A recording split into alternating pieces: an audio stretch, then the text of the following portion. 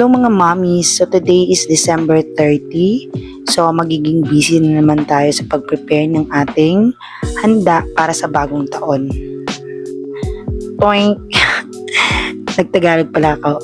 Nakalimutan ko, Bisaya nga pala dapat yung mga voice over ko. So sige, magbisaya na ko.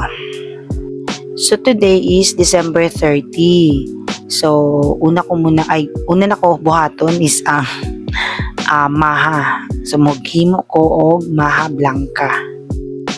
So first time din ako maghimo og maha blanca, og sa tinuod lang naglisod jud ko. Hindi ako na-inform na lisod man di kay ni himuon, labi na tong pag ukay-ukay sa karahay. Sus Diyos ko, perting dugayan na human. So ang pinaka naglisod ko is wala ko kabalo kung unsay itsura or kanus siya makaingon ka nga luto na siya. So wala ko kabalo kung na-overcook ba na ako. Pero okay naman po siya, lami naman po siya. Pero ang texture lang, ang murag wala na ako na perfect. Kaya siguro basi nasubrahan lagi ko. Dugay ko na human. Pero amot lagi. Mo nang siguro kung naay mas sweet to maghimog mahablang ka nga together naghimo sa ako. So makabalo or makasuggest ako matama na. So kato ako nag-ako na jud ko ato. So okay lang man siguro kay ang importante nakurot man pod, nakaon man pod, lami man pero dili kay jud ka makaingon na perfect gid nako. Og sa tinuod lang, mo order na lang jud ko next time. Di na lang jud ko magtuga-tuga og luto. Kay namo ko gina-orderan ani lami jud kay iyaha. Kay kung ako pa'y magluto, medyo hassle pod siya og dili man pud ko makaingon nga brato lang siya kay mahal man pud siya ingredients. So mahal pud ang mahadi ay. So mo lang ni siya nga akong gihimo sa December 30. Ang tanan ugma na nako himuon December 31. So mahalang man ko og mag carbonara. And magluto sad ko og lechon belly. Ako lang first time na ako maglutoan. Testingan ako. So nag-order ko og 3 kilos lang na tiyan sa baboy. So i-try lang nako. Nako yung recipe nga nakita nga feeling nako kaya nako. And then naaman pud ko turbo diri which is first time jud nako gamiton. Dugay na kay ni nag-abroad pa ko ani. So i-try nako siya. Dito nako lutoon ang lechon belly. And by the way, ayan luto nang ako ang maha. So pagkaugma na ni siya, December 31, diri na gyud pating bisiha. Char, murag gyud unsay handa no? Natural. Ako ra magoy mulihok tanan. Nade pud akong brother which is pwede na ako marana-rana. So mas okay na lang pud. Pero sa mga lutoon, murag halos ako na gyud ani. So dili lalim no kay aside pa sa mabisita sa mga lutoon, napud tay duha ka anak na kailangan atiman nun. Wala man ginayundang ang atong pagkainahan pero minti gyud na everyday. So mga around 9 AM na ni sa morning, so gisugdan na akong kuha ang mga karne kay panghumula na nako kay basig di na ni maapas. So gipanggawas na ako, mao to akong gingon magham lang man ko. Nakoy ham nga napalit sa supermarket. Lami kay ni siya kanang Virginia nga brand, lamian kay miana. And then napog ko 3 kilos na baboy, mula na ako siya kay kailangan pa man ako siya i-steam before na ako siya ibutang sa turbo broiler. And then magkinilaw lang mi. So si Papa noon niya ang muhimo sa kinilaw, then isda lang mandali raman kayo, pwede na siya after lunch i-ready. So kani akong gibalot, ipadala na ko ni dito sa mama nako sa market sa tindahan kay siya daw magluto sa among lunch para maapas pa daw nako. So after na maluto ipakuha ra pud niya sa mangod, ipa-deliver diri sa balay. Bali ribs to siya sa baboy, sa bawon to niya para sa mga bata kay dito pod naman pud siya sa tindahan sa kumangod na po yung mga bata dito para mahatagan pud tanan. So mao din na akong little brother no, mo na mong kinamanghuran, nag-work na siya layo diri pero kay New Year man mo nang naka-uli siya. So ako na siyang pamaraygan unya na magpatabang ko siya magluto sa carbonara kay sweeto naman na siya glutoan na. Actually siya po yung nag-sponsor sa carbonara, siya yung namalit sa ingredients ana. So after na ko mahumulan ang mga karne no, giunasan ako niya akong mga nilabhan kagabi So akong ihalay sa gawas para mga uga pa. So sama sa akong gisulti biskan bisita para sa preparation sa tong New Year, dili jud na mawala tong pagkainahan nga daghan jud kay tagtrabahoon sa balay nga magsige na lagbalik-balik way kahumanan labon na ning mga labhonon. And I'm sure nakarelate mo anak mga mommies. So that time, palakaw na akong manghod para maghato dito sa palengke. Hala oy, dili na jud mapugnan, mahuman na gid ang year 2025 ug pasulod na gid ta sa year 2026. Ug kana ding tuiga year 2026 no, mag 40 years old na day ko ana. Yes, mag 40 years old na ko mga mommies. I feel so old. Charot. Dili sa edad lang murag old ta, pero sa buot ambot murag wa ra magapoy buot. Inahan ako pero feeling na ko murag magapoy bata. Dili ko din na to ma-feel no, maliban na lang sa mga sakit-sakit na sa lawas na atong gibati or ginabati. Pero grabe, dili ko katuo, mag 40 years old na gid ko, di na gid mapugnan, mao na gid ni, coming soon na gyud. So naa sa diha ang kaguol kay medyo nagkaedad na ko, and then gagmay pa ako mga anak. So pag moabot ang time na pwede na ako mag-work, kay dako-dako na sila, pila na edad na ko ana. So nag-worry jud ko about yung anak, pero bahala na, trust na lang na ako kay Lord ang tanan. So unta, makabalik pa ako abroad, how I wish na matupad ako mga plano, pero si Lord na jud ang bahala. Kay sa pagkakaroon dili jud ko kabiyaan yung pag-atiman sa akong mga anak, kay kailangan pagid nila ang akong pag-atiman. So ma-share din na ako no, sa una man god, pila edad na ko ato, mga 23 ko nag-start. So dugay ko nag-abroad sa Taiwan. So 23 years old until 23, bali 3 years na contract. So nakahuman ko bali duha ka kontrata. So first nag-work ko sa Hsinchu, Taiwan. Factory to siya, semiconductor company. And then second, nagka 3 years contract pod ko diri sa bandang Kaohsiung. So kana tanan na end of contract na ako. So nag last time nga dalaga pa ko nag-abroad ko is year 2016. So year 2016 bali 30 years old na ko ato. So nag-stop ko abroad kay mura gusto lagi na ako magkaanak, balag dili na maminyo magkaanak man lang. So nag-stop ko that time og abroad. Mo na siya nga 2018 nagkaanak ko kay sa ko ang kanang eldest si Ori. So gikasal ko 2017, nagkaanak ko 2018. So abi na ko dati nga kung magkaanak ka dali ra lang kay. Dati magud ako maka-work no. Nay mga anak, so inig mga anak balik na sila kabod. Abi na ko ging anak ka dali man di ay depende man yung situation gihapon. Og depende pud sa tao, labi na ko, murag dili na ko kaya nga basta-basta na lang biyaan akong anak. So mo to galisod jud ko og desisyon nga mo balik og abroad. So year 2019, nakabalik ko pero wala po ko nagdugay. Siguro mga 6 months lang ko. Nag-uli rapod ko dayon kay dili jud ako kaya ang kamingaw. Yes, mingaw jud kaayo nga na kay anak mo abroad. Lahi ra jud kaayo tong panahon nga abroad ko nga dalaga pa ko. Makamiss ang parents, oo, mga igsuon, pero lahi ra jud ang kamingaw sa anak. Lahi ra jud siya. So that time isa pa akong anak. So nisamot ko karon nga duha na akong anak nga maglisod na jud kog balik kog abroad kay wala po koy kabinlan sa ila. Pero para sa ko mora pud ako ang chance na kabalo na makakita og maayong income kay diri sa Pilipinas pating lisura na gyud mga apply labi na sa akong edad. So karon pod nagagmay pa kayo sila, lisod kaayo kay kung magtrabaho ka pila ra sweldo tas magkuha kag tigbantay sa imong anak, so mura ra gyapon nimo gihatag ang imong sweldo dito sa ang nagbantay sa imong mga anak. So mo na nga na-stuck gid ko karon sa pag-atiman sa ila, pero happy man, lami man gid pud kaayo nga makita nimo ilang pagdako. So sa pagkakaron isa lang gyud ang sa akong bana lang gyud ang akong gisaligan para sa mua, pero hopefully maabot jud gihapon ang panahon nga makabalik na ko og trabaho kay mas nindot gud nang kanang kita mangunay na trabaho kay basta daghan kita ginahuna para sa future sa atong mga anak. So wala gyapon ko nawad og paglaom, pero dili na ako kabalik sa Taiwan kay ang akong age dili na pwede mo balik dito. So nakoy laing plano na sana unta may tabo. Pero abroad gihapon, sa abroad gihapon ambot lang siguro kay wala mo ka-try og work diri abasin murag maglisod magud ata og diri, murag nasanay na po ko nga sa laing nasod. So si Lord na jud ang bahala na og ihatag niya sa kuha, unta ihatag jud niya.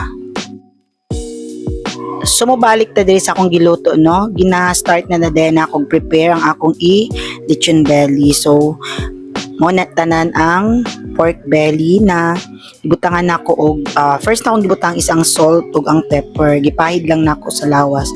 And then gibutangan nako og mga onions. I-spread lang daw na siya diha. Human sa onion, butangan po na siya og lemongrass o katuganing dahon, dahon na onion. Tama ba? Sibuyas dahon, so kung sa Bisaya pa. So mo na tanan ang ibutang. Then gibutangan po din na nako siya og magic sarap. So basin mo ingon mo nga dili maayo ang magic sarap. So usay lami man pud butangan jud og magic sarap kay mas lami man gyud siya og occasion naman po occasion karon. So lamion na nato para medyo ma-enjoy nato ang pagkaon. So after ibutang tanan na kailangan, i-roll lang na nato tuyokon. So later tuyokon na namo ni Papa, amo na siyang hiktan. So karon gisugdan na namo roll ni Papa. So medyo naglisod jud mi. Basta ang nabasa lang nako or nakita sa instruction, wala gyud dapat mapasulod nga unod. Dapat lutaw gyud na ng skin sa pork belly kay dili na tendency kasi daw nga dili daw maluto ang ilalom kung ilukot siya pag-ayo. So syempre as first time medyo dili gud perfect kayo ang pagkatuyok no pero or pagkarolyo no pero okay na po. Ang importante lang naman is naluto siya. So i-advance na ta mo og inform na naluto gud ni siya tarong og lami siya and then crispy pud ang iyahang balat. O di ba? Nice man siya pagkarolyo. Kaya lang ang pinaka last is dili ata kailangan nata mas hugot kayo ang pagkatali. Pero okay na good na siya. Okay na good kaayo jud. So aning panahon na daghan kay diskusyon na hitabo. Daghan mga istorya pa kay kani laging maglalis pa kung unsa gyud tinuod nga itsura ana kay first time lagi pud namo maghimo ana. So karon gina-prepare na ko ang steamer para ma-steam na nako siya for 1 to 2 hours para muhumok gyud siya. So mo na ang procedure na akong himuon. And dito pud nako siya itak ang sa uling. So sa gawas nako itak ang nami lutuan sa uling dito kay para maka-save ko sa gasol kay kung diri sa gasol murag dako jug makuha. So dito nako sa uling itak ang. So perti na mo pangatawa ning panahon na kay ang katong takangan namo na uling medyo mubigayay na siya. So gikta na lang na ni Papa og rubber para di mo bigay. So nahadlok ko gamay kay medyo bugat ang steamer kay syempre puno-puno bitog tubig. Pero nakaya ra man pod. So karon akong gilimpyuhan daan ang turbo boiler. So bali first time na ko mo gamit ani pero nagamit na ni siya sa uban sa akong sister ay sa sa akong sister na gamit na ni nila. Nahiraman na ni siya dati. So pero ako wala pa gid ko kagamit ani. So first time na ko mo gamit pero feeling nako dali raman kay siya kay makita ni man nimo duha lang man ang ano niya bali ang temperature ug ang minutes kung unsa siya kanang kadugayon imong pagduto. So feeling nako dali na lang siya. So i-try gyud nako karon para magamit na siya kay sige ra siya katambay. Actually napalit ni nako siya 2010 dili po 2013. First abroad nako. Kay dati gud sa abroad every kanang sahuran naay mga nag-asawa bitaw og Taiwanese nga nag-business og mga ingani. Bali ang style nila ipautang na nila inig time sa sahuran. So inig tingsakod gani moadto na modayo na dayon na sila sa among dorm and then modayo sila sa dorm ay dili din ni siya 2013 26 mga nasa 20 around 2013 to 2016 na diha kay bali second company na din nako nga nagadayo sila sa among company every sahuran.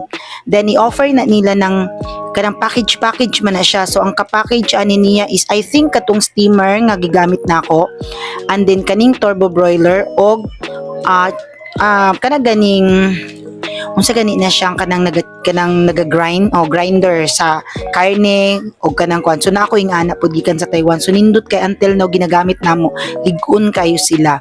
So isa na siya ka package siguro ang murag 5,000 man ata sa kwarta sa Taiwan. So package na siya tulo. So ingana ang mga offer nila murag package ba murag nasa tulo ka item. So ipautang na nila and then ang bayad ana by next na sahuran na pud kunwari mo kuha ka karon sahuran next na sahuran ang bayad ana then i-divide into 2. So bali 2 months to pay na siya ano. So ingana ang style. So kusog kaay kami daghan kay manguhag mga ingana So biskan dalaga pa ko sa una nag-abroad, magkuha-kuha og mga ingana kay nindot baya pod na ganito isa ka set na kanang mga kanang non-stick. Di pa kay uso diri sa Philippines ang non-stick sa una. Nakakuha na ko ana Bialete ang brand, kung di ko nagkamali Bialete ata. So isa ka set siya nindot kaayo. So dito pud nako siya nakuha sa ingana kanang pautang nila. So daghag mga ingana pagting sahod na sila mismo ang moadto sa mga dormitory. So since dako man kay nga company akong second company nga natrabahuan, so ang dorm pud ato dagko kaayo, so sila gyud ang mudayo didto. Makita na namo inig uli na mo inig kabuntag kay panggabi imang ko nig uli na mo inig kabuntag nagatang na sila sa may gate. So kabalon magkagubot na dayon ang mga ang mga trabahante ana kay syempre basta good payer lang ka makakuha man kag utro. Isa pa madlo ka magbinuang didto kay syempre nabi kay ARC pwede ka isumbong kay kanang mga nagpautang kadalasan pud ana nila is ang bana nila is mga Taiwanese. So kahit papano kabalo gyud sila asa mo duol pag ingani ingana ireklamo ka ug sa tinuod lang biskag ingana kahigpit or ingana kahadlok nagyapoy mga Pinoy or Pinay na nagabuhat nga di mo bayad. Oo, nagyud mga ingana so di jud na malikayat. So mo nang style na mo so na mo na makagamit-gamit o inipabagahi day namo na kuwag box din additionalan day na nimog mga gamit sa balay, kaya mga common na ginapabagahe like mga toothpaste, sabon, shampoo, tas mga food, mga dilata, yun ang kinabuhi sa abroad, bagahe-bagahe. So, isa na siya sa mga ginapabagahe namo, mga gamit sa balay, pero dili ka magsisi sa quality. Labi sa Taiwan, guwapo kay mga quality ang mga gamit dito So parihaan niya akong mga napalit na turbo broiler, ang katong kita mo atong steamer ganina nindot kay siya nga klase, dili siya basta-basta mutaya unsa pa ng mga reklamo na to, dili nindot gid gyapon siya. Pila na sila ka tuig, di ba? Pero okay gyapon kayo sila. So mao gid na kinabuhi sa abroad no, ma-share lang nako sa una tong nag-abroad pa ko. Sa tinuod lang kana bitaw mga ginapabagahe sa mga nag-abroad, mga OFW. Dali ra kay nas ato isipon no nga magpabagahe sila, pero tug-anan ta mo ang isa ka box na bagahe pila baya puy kantidad ana. So usahay ang style sa mga OFW, ginaano na kanang ginaanam-anam og palit, kunwari kada sahod or mulaag mo gawas, kada gawas makapalit og isa ka set na sabon, or kung makakagimig mga 7-Eleven or mga Family Mart or mga tindahan dito kuan naman yung mga sale sa gawas, labi na ng mga toothpaste kay ang sale ana dito is kanus up ang expiration dugay pa pero naka-sale sila sa gawas. So kana amo nang harbato na makakita mo sale day mag-inistoryahay pa mi sa mga kauban, oy nay-sale dito mamalit dayon mi dito tapos mo na itambak na pud namo sa mong mga bed mo na ang ilalom sa mong mga bed. So na perting mga puno awa kay halos mabutangan ang pati bed namo na anay mga pangbagahe puno kay na maghigda mi matulog mi naay mga kinarton sa mong kilid kay kanang ginagatigom nagaanam-anam. So nga na ang ginabuhat labi na ng mga magpabagahe kag mga spa, mahal pud biya na dito kanang mga dilata, mga imported baingon ninyo nga mga Nutella sa una nga ginapabagahe nako dili na siya isa kapalitan lang. Usually ginahimo ana anam-anam. Siguro ang dili lang kay nako ginaanam og palit is ang chocolate kay ang expiration niya. Pero kanang mga sabon, mga toothpaste, mga shampoo ay anam-anam gyud na sila kay dako kayo nagkantidad isa ka pabagahean. Naka-remember ko sa una ako magpabagahe jud kag kanang mga ingana, sus kulang imong 20,000 na makapabagahe, more than jud sa NT sa NT. So sa kwarta pa nila so pila 20 something to 30 something sa tuwa, dili lali magpabagahe. Tas ang box pa mahal kinang box kay kung mopalit kag box dala na napadala, isa na nakabayaran, so mahal pud na siya, 1,000 pud na siya. So kahit papano pag maingon kag magpabagahe ayo jud isipa nga simple ra kay na ay nagpabagahe sila, dili uy di paningkamutan in town na sa OFW nga mapuno ng baksa. Yes, tinuod jud kaayo na. So sa mga naay OFW na kapamilya and then ginapadalahan mo bagahe, aba, i-appreciate jud na, mag-thank you gud mo kay kanang gamay nga thank you lami na kay nasa paminaw sa tao nga nag-sacrifice gud na sa layo. Then mabuo na di jud lalim. So mo na ma-share lang nako kay mao pud akong kinabuhi tong nag-abroad ko. Dili gud pud siya lalim pero lami jud kay pud sa feeling kay sa tinuod lang every time na makapabagahe ko sa una dako kayo og tabang sa family kay syempre less na sa ilahang mga expenses. Kamahal magsikag pinalit mga toothpaste sa matalag kato libre na. Oo, So, mo na nga kahit papano makaingon jud pud ka nga dako pug tabang nang magpabagahe. Pero ako sa una dili man ko halos makapabagahe kayo nga moingon jud kag yearly or ano, kadalasan bagahe nako is padulong na pug ko muuli. So balik sa tadi sa akong giluto no. Ayan, ako na di siyang nabutang sa turbo broiler. So gibutang na ko siya sa 360 degree Fahrenheit, and then ang minutes niya is gibutang sa nako, giset sa nako siya sa 45 minutes, and then tan-awon lang man da siya kung naluto na siya or crispy na siya. Pwede naman na siya ibalik gihapon kung pila ka minutes pa, depende man gud na siya sa lechon belly sa kabag-on o kadakuon sa imong giluto. So kung makita ninyo, ayan, murag naka duha or tulo kasalangan ko. Oo, nagsige na lang kog add until nga makita gud nako ang perfect jud na kagahion niya. Tipod lalim oy, kapila pug ko nagsigig balik-balik. Pero okay gud noon iyang nilutuan. Perfect man kaayo pod. So mo din yang among handa sa amo ang New Year. Simple lang kaayo. Yes, nami carbonara, na ako'y katong akong maha, and then lechon belly, and then kinilaw, and ham. And then nalang pud mi nag-order lang pud mi cake and leche flan, and nagkuha pud ko og ano si tawag ani kanang sapin-sapin kay di ba pampaswerte ng pilit daw. So ayan, so very creamy kay namong carbonara mga mommies. So naday akong sister ang iyang family no. And ang mga bata amo pong gipadula-dula. Sila lang god nag parlor games ana nag-stop dance. So lingaw kaayo.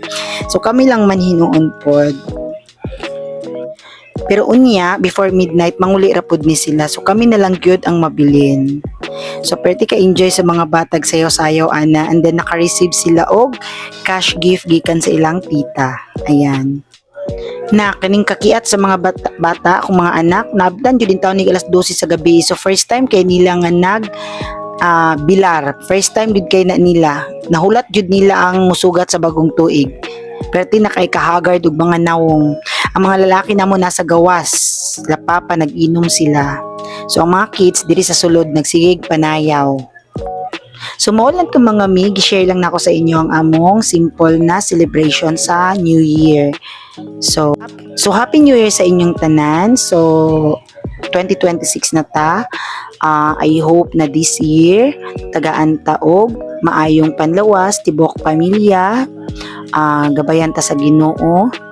Tagan ng tataniya og dugang kusog mga mommies, determination na makaya nato tanan-tanan kay lisod jud kay ning mahimo tang inahan kay daghan kay tag gina at tubang nga trials. So good luck sa atong tanan. Happy New Year mga moms. Thank you for watching my mini vlog. Ay dili man siguro ni mini vlog, kinabta naman din almost 25 minutes. Sorry mga mommies. Thank you for watching. See you again next vlog. Salamat.